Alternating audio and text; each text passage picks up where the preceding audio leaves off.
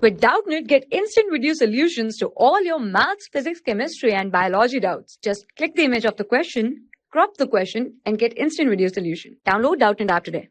The question is, if omega is a cube root of unity and delta is equal to determinant of this, then delta square is equal to, it is given that omega is a cube root of unity. It means omega cube is equal to 1 and 1 plus omega square is equal to 0. Now delta is equal to determinant of 1 to omega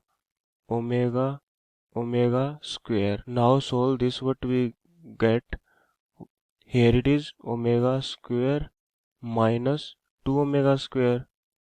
From here we get minus omega square, so delta is equal to minus omega square. Now we have to find the value of delta square. So delta square is equal to, if I square this, then the square of minus is plus, so what we get, omega raised to the power 4, and omega raised to the power I can write as omega cube into omega, and we discussed that omega cube is equal to 1, so what we get, delta square value as omega. So option 2 is the right answer.